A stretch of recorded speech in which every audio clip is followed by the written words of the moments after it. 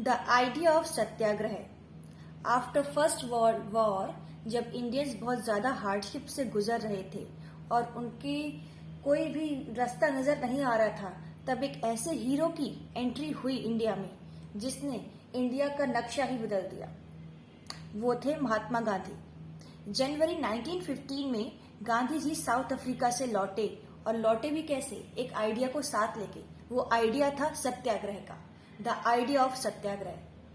अगर साधारण शब्दों में कहा जाए, आइडिया ऑफ नॉन वायलेंस, हिंसा नहीं करने का आइडिया, यानी कि अहिंसा का विचार। गांधी जी के अनुसार बिना किसी वेपन का यूज किए सच की राह को पकड़कर हम लड़ाई जीत सकते हैं। He said, fight without using weapons by following the path of truth. उन्होंने 1906 में साउथ अफ्रीका में अपना पहला सत्याग्रह ऑर्गेनाइज किया अगेंस्ट रेसिज्म सिस्टम, यानी कि जो वहां पे रंग भेदभाव की नीति होती थी उसके विरोध में उन्होंने सत्याग्रह मूवमेंट चलाया, और वहां पे उनको बहुत ज्यादा अप्रिसिएशन, तारीफ हुई। जब वो इंडिया आए तब उन्होंने यहाँ पर भी सत्याग्रह का विचार रखा। चलिए आइए डिस्कस करते हैं what is the idea of satyagraha in our NCERT book. Mahatma Gandhi return to India January 1915। 1915 में इंडिया वापस आ गए Gandhi ji. He had successfully fought the racist regime with a novel method of mass agitation which he called सत्याग्रह। उन्होंने बहुत successful तरीके से resist regime, यानी कि रंग भेद नीति या जाति वाला जो नियम था उसके खिलाफ एक साधारण और एक बहुत ही अच्छे मेथड से जन आंदोलन किया, जिसे सत्याग्रह का नाम दिया। He emphasized the power of truth and the need to search for truth। उन्होंने जोर दिया, प्रेशर डाला किस पे, सच की ताकत पे, और उन्होंने कहा कि लोगों को सच को ही ढूंढना चाहिए। उन्होंने कहा there is no aggressive method required. यहाँ पर कोई गुस्से का या ऐसा एग्रेशन मेथड यूज करने की कोई जरूरत नहीं है लड़ाई के लिए। हम बिना वेपन उठाए भी बड़ी से बड़ी लड़ाइयां जीत सकते हैं अहिंसा के मार्ग पे। उनके अकॉर्डिंग पीपल इंक्लूडिंग ऑप्रेसर, लोग, यहाँ तक कि वो जो हमारा शोषण कर रहा है, हैड टू बी परसुएडेड, उसे मजबूर किया जा सकता है क्या देखने के लिए, to see the truth instead of being force, इसके बजाय कि उसको फोर्स किया जाए कि नहीं भाई नहीं, सच को मानना ही पड़ेगा, मार तोड़ करके, हिंसा करके। Truth was bound to ultimate triumph. Truth जो है वो अल्टीमेटली जीत अर्जित करा के ही मानता है। This Dharma of non violence could unite all Indians. उनके हिसाब से यही धर्म, जिसे कहते हैं अहिंसा परमो धर्म, वो सारे इंडियंस को जोड़ सकता है। तो ये सब ऐसा विचार था महात्मा गांधी का, ये सारे व्यूज थे महात्मा गांधी के regarding satyagraha. If there is a question in the exam कि what do you know about satyagraha, what is the Gandhiji's view regarding satyagraha, you can write these points and you will get full marks because these all points are covered in our NCERT books. अब गांधी जी ने India में सत्याग्रह करा कैसे, तो let's discuss. Satyagraha movements in various places organised by Mahatma Gandhi in India.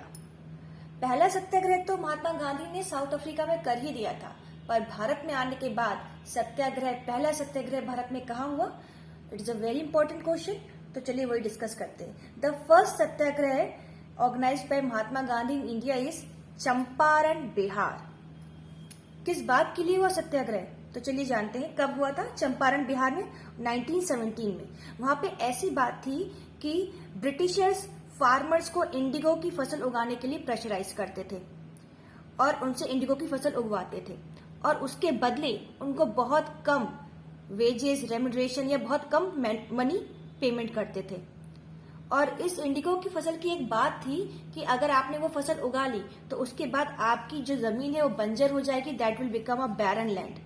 तो farmers ये कह रहे थे कि ये जो प्लांटेशन सिस्टम है ये बहुत गलत है, जबरदस्ती कराया जा रहा है। तो फार्मर्स चाहते थे कि ये चीज नहीं हो, पैसे भी कम मिल रहे हैं, जमीन भी बंजर हो रही है और जबरदस्ती काम कराया जा रहा है। तो महात्मा गांधी इन सबके संग मिलकर 1917 में अपना फर्स्ट इंडियन सत्याग्रह शुरू करते हैं।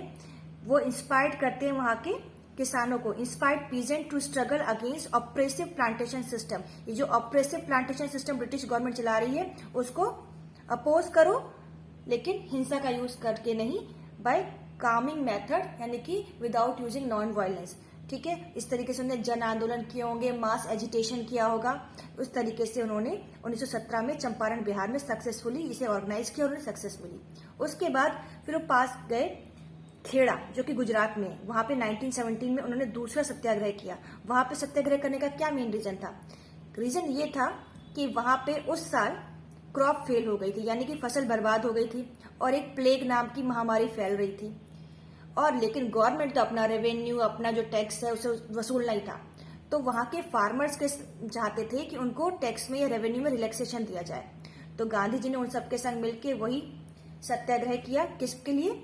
Demanding relaxation in revenue collection. Revenue collection में कुछ तो रिलैक्सेशन दीजिए, कुछ तो छूट दीजिए। और यहाँ पर भी वो सक्सेस उन्हें प्राप्त हुई, सक्सेस उन्होंने को अटेंड हुई। नेक्स्ट जो था वो हुआ था 1918 में अहमदाबाद, गुजरात में। यहाँ पर क्या था कि आफ्टर फर्स्ट वर्ल्ड वॉर जो चीजों की दाम थे तो बहुत तेजी से बढ़ रहे थे, पर यहाँ पे वर्कर्स के वेजेस उस हिसाब से नहीं बढ़ रहे थे। यहाँ के कॉटन मिल के वर्कर्स थे, उनको रिसीव होते थे बहुत ज्यादा low wages. Cotton mill workers receive low wages and they are demanding more wages as price of goods are increasing. तो गांधी जी ने उनके संग मिलकर एक और सत्याग्रह किया, demand to increase their wages, और यहाँ पर भी उनको सक्सेस प्राप्त हुई। तो इस तरीके से छोटे छोटे पार्ट्स में गांधी जी ने अपने सत्याग्रह की शुरुआत की और उनको सक्सेस मिली। अब जरूरत थी एक नेशन वाइड सत्याग्रह की, जिसे गांधी जी ने जल्द ही शुरू किया। चलिए वो हम अपने नेक्स्ट वीडियो में पढ़ेंगे। Thank you.